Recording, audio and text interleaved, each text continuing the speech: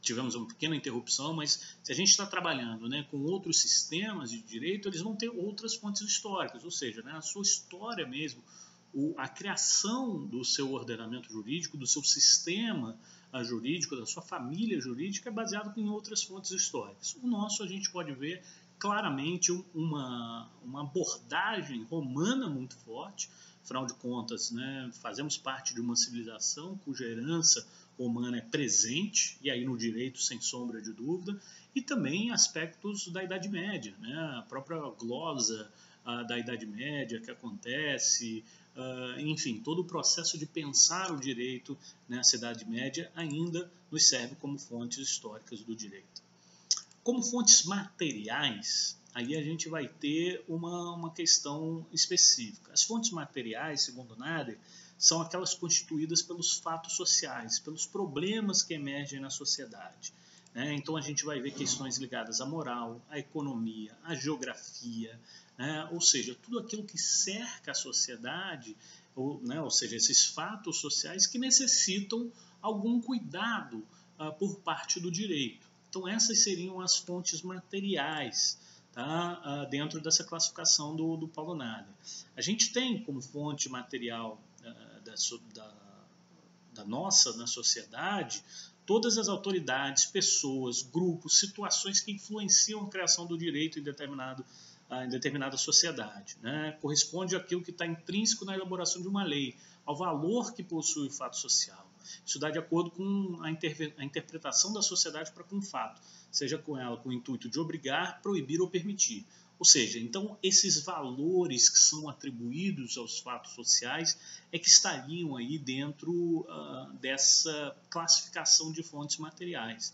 Por exemplo, a gente pode destacar a questão, e é muito ligada ao âmbito da moral, né, da importância que tem a família, por exemplo, dentro da nossa sociedade. E aí, por isso, dentro desse valor de importância da família, nós teríamos justamente uma questão que é o quê? O direito ao alimento, né? O direito, ou seja, a pensão alimentícia, estaria como uma norma do direito calcada nesse valor de proteção do núcleo familiar. A nossa sociedade é uma sociedade que se preza pela organização familiar. Logo, se percebe isso, ou seja, esse valor aos núcleos familiares, e atribui a esse valor, a esse fato social, ou seja, a família, um direito, né? Um direito e um dever, como a gente viu aí o bilateral atributivo do direito, né? Que é justamente o direito de receber alimentos e o dever de prover alimentos aos familiares mais próximos, aí, normalmente, né, aos pais aos filhos, mas também a possibilidade dos filhos aos pais. Seria um exemplo aí de fontes materiais também. As fontes formais, pelo próprio nome que ela traz, né, são as fontes que dão forma ao direito, né, ou seja, fazem referência ao modo de manifestação das normas jurídicas, né, demonstrando quais meios devem ser empregados pelo jurista para o funcionamento do direito vigente. São as fontes de conhecimento do direito. Onde é que o direito está manifesto? Né? Onde é que ele está expressado? Onde é que eu encontro o direito? E aí, como fontes formais, a gente tem como meios de expressão, né, do nosso direito, principalmente o quê? A lei e o costume. Né? O nosso direito é um direito ainda baseado no costume. Tá?